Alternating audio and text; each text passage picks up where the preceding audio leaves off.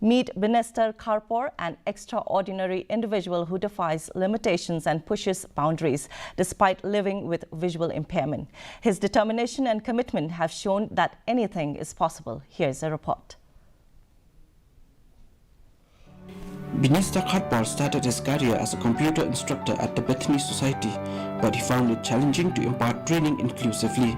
As he was unable to train people with hearing impairment due to communication barriers, he decided to become a street busker to make ends meet. He is often seen performing in Police Bazaar, a busy commercial center. Kababiang, computer training center.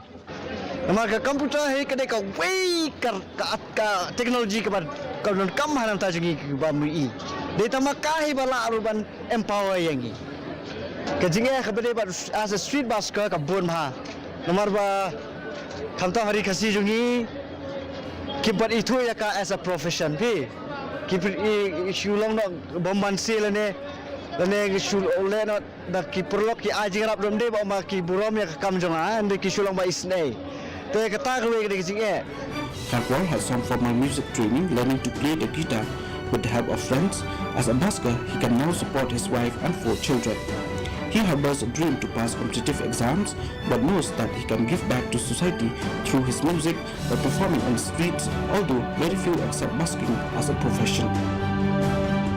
Penkre ngapet orang i macam itu jingdiang sop hadai itu black tape mo wan nom i ki perlok do senjam mono tengara gitar ngalet lek samat fran dan let do jaka nama ngam itu mo hangno balai hana babiang te ngasule lamun bet te ha kading sang jonga hang tu ke berka ke restroom bang tu ke restroom hamat fran so perlong pilih siapa ang lek ngasule sang jaka mentem no wan song ban ni hang ni tengah syang tu kan tengah sedang muslim aja arfo ikan kam tengah aja arfo bangal tang sibunai nak ada yu nak ada corona kan te semua arfo rum yo bah te pas sedang bah te disno aja arfo ter as a street busker kan.